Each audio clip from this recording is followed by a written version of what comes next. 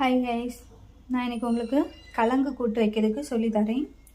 ஃபஸ்ட்டே கலங்கை கட் பண்ணி உப்பு போட்டு குக்கரில் ஒரு 10 விசில் வச்சு அவிச்சு வச்சுருக்கிறேன். கொஞ்சம் தேங்காய் திருவி வச்சுருக்கிறேன். ஒரு 6 பல் பூடு, 2 பச்சை மிளகாய், சின்ன உள்ளி, கொஞ்சமாக புளி.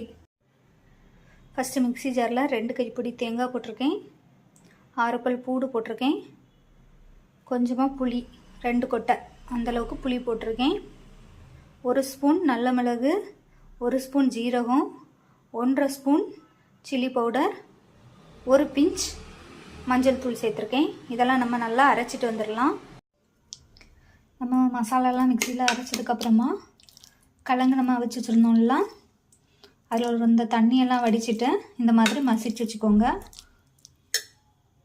இனி நம்ம இது கூட அரைச்ச மசாலாவை அவ்வளோத்தையும் இதில் சேர்த்துடலாம்.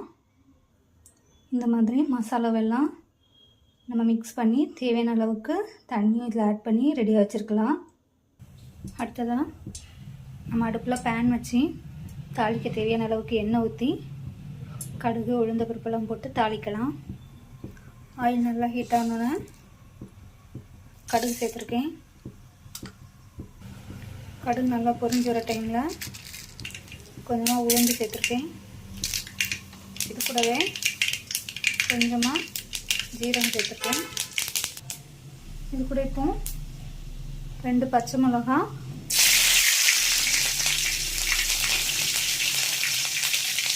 கொஞ்சமாக சின்ன வெங்காயம் வெட்டி வச்சுருக்கேன்.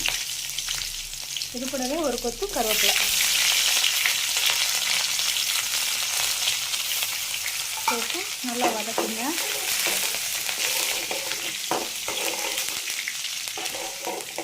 இது நல்லா வதங்கினதுக்கப்புறமா நம்ம கலங்கெல்லாம் மசாலா கூட சேர்த்து வச்சுருக்கீங்களா, அதை இது கூட ஆட் பண்ணிடலாம்.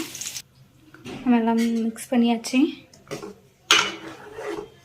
இது கொஞ்சம் கொதிக்கட்டு. கொதிச்சு வர டைமில் சால்ட்டு மட்டும் நம்ம பார்த்து போட வேண்டியது வரும். இந்த மாதிரி கொதிச்சு வர டைமில் தேவையான சால்ட் ஆட் பண்ணலாம். நம்ம ஆல்ரெடி கலங்கில் சால்ட் கொஞ்சம் போட்டிருக்கோம், அதனால் சால்ட்டு கொஞ்சம் பார்த்து சேருங்க. ஒரு 10 நிமிஷம் நல்லா கொதிக்கட்டு. இந்த மாதிரி ஃபைனலாக கொதித்து வர டைமில் கொஞ்சமாக கொத்தமல்லி தூவி போட்டுக்கிறேன். இது ஆப்ஷனல் தான், விருப்பம் இருந்தால் போடுங்க. அவ்வளோதான், நம்மளோட கலங்கு கூட்டு ரெடி ஆகியாச்சு. நீங்களும் வீட்டில் செஞ்சு பார்த்து டேஸ்ட் எப்படி இருக்குன்னு கமெண்ட் பண்ணுங்கள். பாய்.